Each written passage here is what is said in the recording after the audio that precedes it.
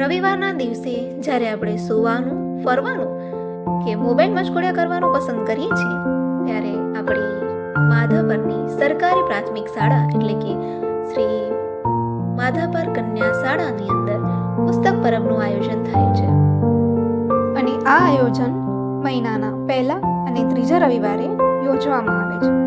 તો આપ સૌ સર્જક અને વાચક મિત્રોને ખાસ આમંત્રણ છે કે આપ સૌ બાળકોને પ્રોત્સાહિત કરો અને અહીં ચોક્કસપણે આપ મુલાકાત પુસ્તક પરબના ગ્રંથ સારથી સાથે થઈ વાર્તાલાપને નિહાળી. વાર્તાઓ પણ લખો છો કે વાર્તાઓમાં તમે એવી વાર્તાઓ લખો છો કે જેમાં મોટા પણ વાંચી શકે, નાના પણ તેની આસાની સમજી શકે. ચોક્કસ, ખૂબ સારો પ્રશ્ન છે.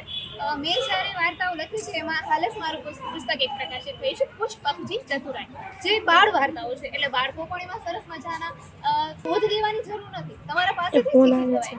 તો એની અંદર જે છે બાળકો પણ વાંચી શકે છે અને સાથે સાથે મોટાને વાંચવાની પણ ખૂબ આનંદ આવે છે અને મોટા વાંચી શકે એના માટે મેં ઘણી બધી વાર્તાઓ પણ પ્રકાશિત કરી છે.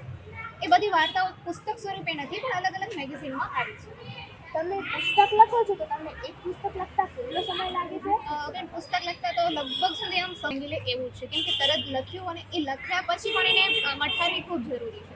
કારણ કે જેવું મને વિચાર આવે તરત હું એવું મૂકી નથી દેતી અને કોઈ પણ સર્જક આ રીતે નહીં કરે, એને સમય લાગે. તમને પુસ્તક લખવાની પ્રેરણા કોણે આપી છે?